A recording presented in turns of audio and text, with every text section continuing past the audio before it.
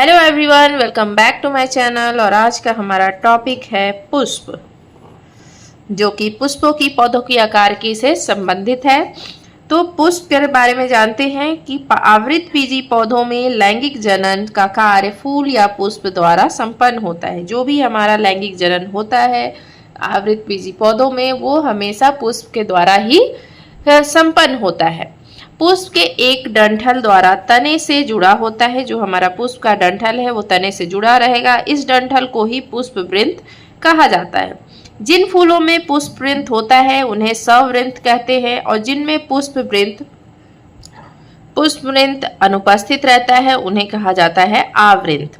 एक प्रारूपिक फूल में पुष्प पत्रों की 4 भ्रामियां होती हैं, जो एक छोटे अक्ष पर विन्यस्त रहती है। इस अक्ष को पुष्पासन कहा जाता है। इसे पात्र भी कहते हैं। पुष्पासन पर बाह्य दलपुंज, पुमंग और जायांग क्रमवार लगे होते हैं। बाह्य दलपुंज और दलपुंज सहायक अंग तथा पुमंग और जायांग जनन अंग कहलाते हैं। पुष्प में जब चारों पुष्प पत्र उपस्थित रहते हैं उसे पूर्ण पुष्प कहा जाता है। चारों में से यदि कोई भी भाग अनुपस्थित होता है तो उसे अपूर्ण कहते हैं। जब दोनों जनन अंग अनुपस्थित रहते हैं तब उन्हें द्विलिंगी पुष्प कहा जाता है। जब पुष्प में एक ही जनन अंग होता है तो उसे एकलिंगी कहा जाता है। जब पुमंग तथा जायांग एक ही पौधे पर उपस्थित रहते हैं तब उसे उभय लिंगाश्रयी कहा जाता है। जब एक पौधे पर एक ही जनन अंग रहता है तब उसे एक लिंगाश्रयी कहा जाता है। जब पुमंग तथा जायांग एक ही पौधे पर उपस्थित रहते हैं तब उसे उभयलिंगाश्रयी कहा जाता है। और जब एक पौधे पर एक ही जनन अंग रहता है तो उसे हम लोग क्या कहते हैं, एक लिंगाश्रयी। जब पुष्प को उग्र तल से 2 बराबर भागों में काटा जा सके तब उसे नियमित या त्रिज्या सम्मित कहते हैं। जैसे हमारा सरसों, धतूरा, जब एक उद्ग्रतल से 2 ही बराबर भागों में काटे जा सके तब उस पुष्प को एक व्यास सम्मित कहा जाता है। जैसे मटर, गुलमोहर, अमलतास। जब किसी पुष्प को किसी भी तल से 2 बराबर भागों में नहीं काट सके तब उसे अनियमित या असम्मित कहते हैं। जब पुष्प पत्रों की संख्या समान या आपस में गुणज होती है तब वह फूल समावयवी भी कहलाता है। इसी प्रकार पुष्प पत्र की संख्या 2 होने पर द्वितीय और उसी तरह तृतीय, चतुष्टय आदि कहलाते हैं।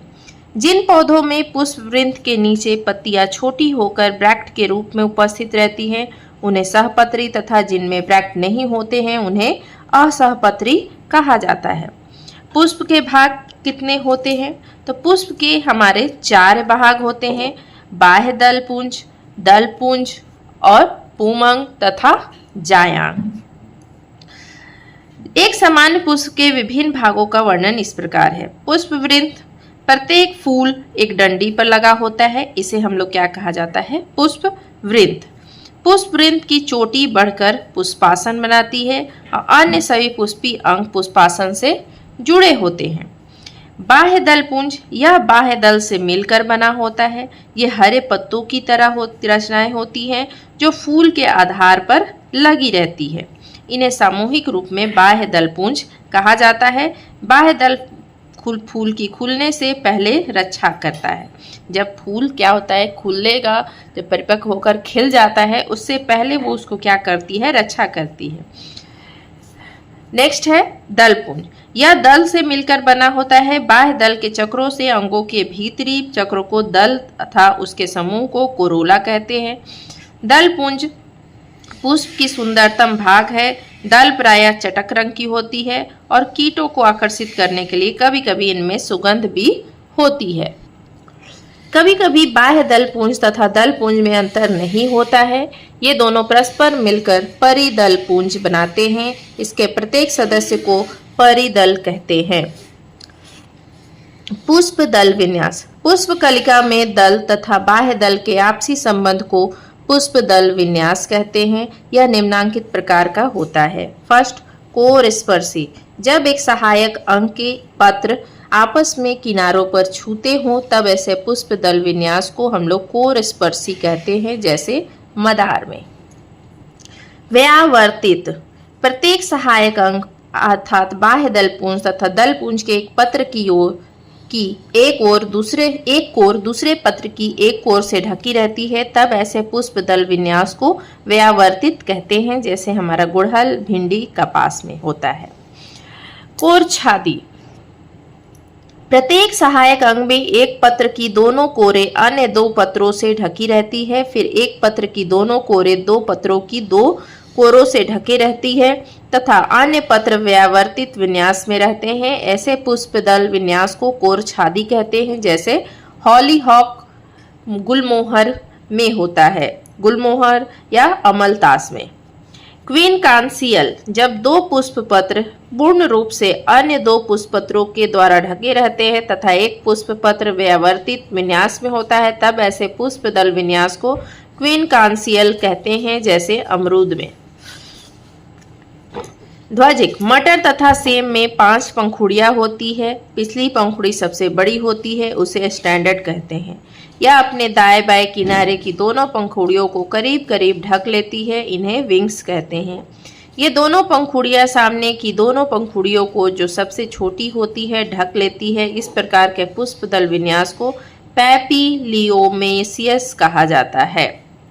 जो क्या होता है कि दोनों पंखुड़ियां सामने की दोनों पंखुड़ियों को, जो छोटी होती है, उनको ढक लेती है। इस प्रकार के पुष्प दल विन्यास को हम लोग क्या कहते हैं, पैपिलियोमेसियस कहा जाता है। अब आता है इसके बाद पुमंग। दलपुंज से ढका चक्र कहलाता है पुमंग, जो पुंकेसरों से मिलकर बना होता है। यह नर जनन पार्ट है। प्रत्येक पुंकेसर एक लंबे वृंत सदृश पुतंतु एवं परागकोश से मिलकर बना होता है। प्रत्येक पुंकेसर को उच्च कोटि की रूपांतरित पत्ती मानते हैं। परागकोश में प्रायः 4 लघु बीजाणुधानियां होती हैं। इनमें बड़ी संख्या में परागकण भरे होते हैं। जिन पुंकेसरों में परागकण नहीं बनते हैं, उन्हें स्टेमिनोड कहा जाता है। जब पुंकेसर और दलपुंज आपस में जुड़े होते हैं, तब उस स्थिति को इपीपीटैलस कहते हैं, जैसे बैगन में। जब पुंकेसर पेरियंथ में से जुड़ा होता है, उस स्थिति को इपीफिल्लस कहा जाता है, जैसे लिली में। एक फूल में पुंकेसर स्वतंत्र हो सकते हैं या जुड़े हो सकते हैं। जब पुंकेसर एक गुच्छे में जुड़े रहते हैं, तब उन्हें मोनोएडेल्फस कहा जाता है, जैसे गुड़हल में। वैसे पुमंग जिनमें पुंकेसर 2 बंडल में होते हैं, डायाडेल्फस कहलाते हैं, जैसे मटर में। जब 2 से ज़्यादा बंडल होते हैं, तब उन्हें पॉलीडेल्फस कहा जाता है, जैसे नींबू में। जायांग क्या है? फूल के केंद्र में मादा जननांग होता है, इसे जायांग अथवा स्त्री केसर कहते हैं। जायांग एक या एक से अधिक अंडकों से मिलकर बना होता है। प्रत्येक अंडक में 3 भाग होते हैं, वर्तिका, गवर्तिका तथा अंडाशय। अंडाशय अंडक का फूला हुआ आधारी भाग है, जिसमें एक अथवा अधिक बीजांड होते हैं। अंडाशय चोटी तक एक पतले वृंत के रूप में जाता है, जो चोटी पर जाकर पाली युक्त सिर बनाता है, इसे वर्तिकाग्र कहते हैं। अंडाशय और वर्तिकाग्र के बीच का भाग वर्तिका कहलाता है। अंडक मुक्त अथवा संगलित हो सकते हैं। मुक्त अंडक वाले जायांग को एपोकार्पस तथा संगलित अंडक वाले जायांग को सीनकार्पस कहते हैं। अंडाशय एक कोष्ठीय या बहुकोष्ठीय हो सकता है। अंडाशय के भीतर बीजांड विशेष ऊतकों से विकसित होते हैं, जिसे बीजांडासन कहते हैं। अंडाशय में बीजांडासन के सजने के प्रक्रम को बीजांडन्यास कहते हैं। पुष्पीय अंगों की संख्या, इनकी अवस्था तथा पुष्पासन और उनके सजने के क्रम के आधार पर हम पौधों को वर्गीकृत कर सकते हैं। पहला होता है हमारा जायांग धर। जब अंडाशय सभी अन्य पुष्पीय अंगों से ऊपर स्थित हो, तो ऐसे फूल को हम लोग क्या कहते हैं? जायांग धर कहते हैं, जैसे सरसों, टमाटर, धतूरा। नेक्स्ट है परिजायांगी।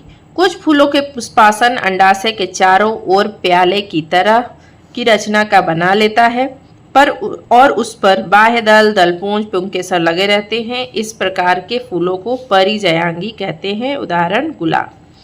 थर्ड है जायांगोपरिक।